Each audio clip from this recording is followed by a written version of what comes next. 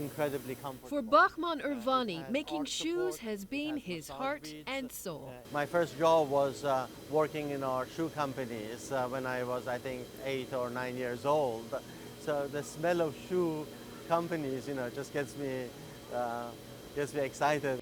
His family started manufacturing shoes in the 1950s in Iran, but fled the country after the 1979 revolution, leaving behind their family business. I think we were all in shell shocked in 1979 and 1980, like all the other Iranians who had to leave. And after 1 or 2 years, you realize that life has to go on. In 1983, the family business was reborn as Okabashi Brands, a long way from Iran, in Beaufort, Georgia.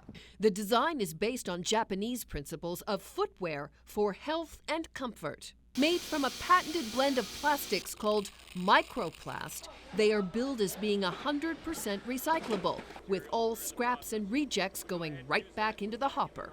After the material goes in the grinder, comes out the other end. Customers send their worn shoes back to the plant, where they're cleaned, ground up, and blended into a new pair of Okabashis. The company says new shoes are made with up to 25% recyclable material. Nothing going into landfills, nothing in the garbage cans, nothing floating in the ocean or any of those things. We use 100% of all of our material. Our costs are lower because of it. Jeff Hicks, a green business consultant, says that companies like Okabashi are benefiting from more eco-conscious consumers. What goes into making something green rather than just, does it contain recycled elements? For instance, with Okabashi sandals, they're recyclable.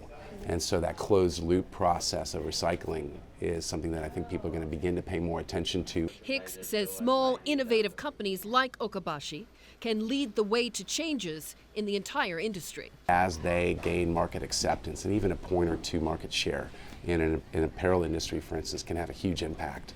That gets the larger manufacturers to sit up and take notice.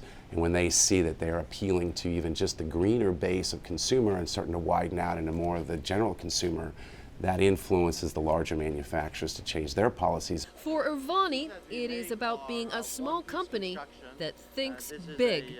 If you're small, you have to use the advantages of being small, and that's what we try to do every day. Colleen McEdwards, CNN, Atlanta.